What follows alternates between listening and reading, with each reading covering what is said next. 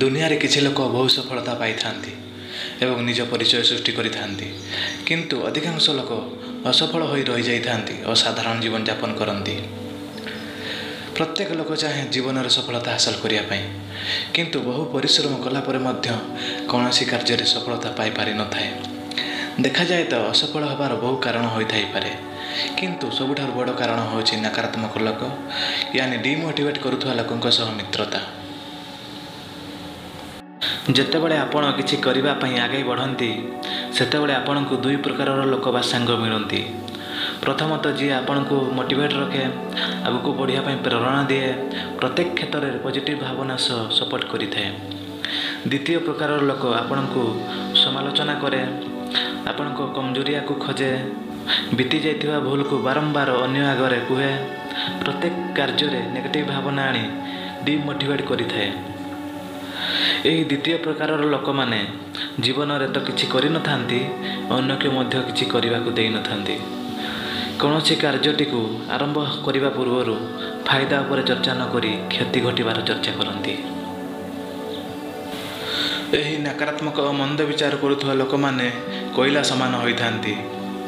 जानिथिबे कोयला जेतेबेले ठंडा थाए ता हाथ को कला करि दिए एवं जेतेबेले गरम हुए हाथ को जाली देई थाए। एहीपरि नेगेटिव चिंताधारा लोक मानकर कोयला परि स्वभाव रही थाए। फलस्वरूप आमर तो किसी उन्नति होई न थाए, प्रति बदल रे क्षति उपरे क्षति घटी थाए। जीवन में जेकोसी क्षेत्र में हो, जदि सफलता पाइबार अछि ताले सर्वप्रथम मित्र को बदलाइबाक पड़िबो। सफलता पाइबो के हेले नकारात्मक लोकों को छाड़ी सकारात्मक लोकों सहित मित्रता करबाक पड़िबो। असफल और नकारात्मक लोक सबुबले असफलतार चर्चा करिथांती, किंतु सक्सेसफुल यानी सकारात्मक लोक सबुबले सफलता पाइबार बाट और पॉजिटिव कथा ही कही थांती। जेतेबेले वर्षार पानी ठोपा हाथ पापुली पड़ी थाए, यही पानी ठोपा पीवा पाई योग्य होई थाए। जेतेबेले यही वर्षार पानी ठोपा भूमि उपर पड़ी थाए, यह गोड़ धोइबा पाई मध्य योग्य होई न थाए। यह जेतेबेले गोलाप उपर पड़ी थाए तो यही पानी ठोपा चमकीबाक लागि थाए। यही वर्षार पानी ठोपा जदि सापर मुहर पड़ी थाए तो यही पानी ठोपा विष हो जाई थाए। यही समान वर्षार पानी ठोपा जदि कौनसी शामुका उपर पड़ी थाए तो यह मोती बनी जाई थाए। वर्षार पानी ठोपा एका समान होइथिले मध्य भिन्न भिन्न संगत संस्पर्श रे आसी यार गुण मध्य भिन्न हो जाए एवं यह उपयुक्त परिवेश पाई यही पानी ठोपार मूल्य अमूल्य हो जाए। यार तात्पर्य यही कि जेमिति गुणधारी लोकंक सह मिसिबा सेमिति गुणर लोकटिए बनिजिबा। एणु जदि आपणक जीवन को मूल्यवान करिवार अछि तो उपयुक्त सांग बा बंधु तैयारी करबाक पड़िबो।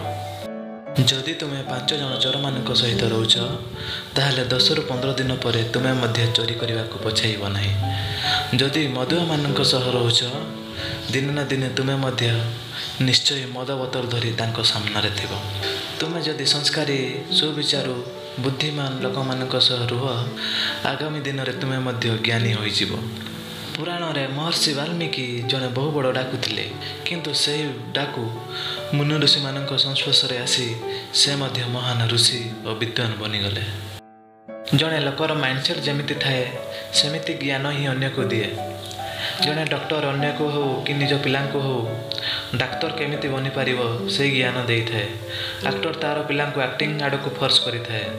जने टीचर निज पिला को शिक्षकटी हेबा पई उत्साहित करि थाए। बिजनेसमैन तार पिला को केमिति मालिक बनी पारिबो से ज्ञान दिए। एवं देशप्रेमी जवानटीए होई देशर सुरक्षा देवा पई प्रेरणा दिए। एहीपरि आपण जहाँ भी बनवा कि करने चाहते से फील्ड रे सफलता पाइथिबा किंबा विनर होगा संघर्ष करुवा लोक मानक सह मित्रता करी तांको सह समय बिताइबा जरूरी अटे। यार फलस्वरूप आपण मध्य सफलतार रास्तार आगे जिबे, हुए तो दिने ना दिने लक्ष्य को हासिल करी विनर बनी जिबे।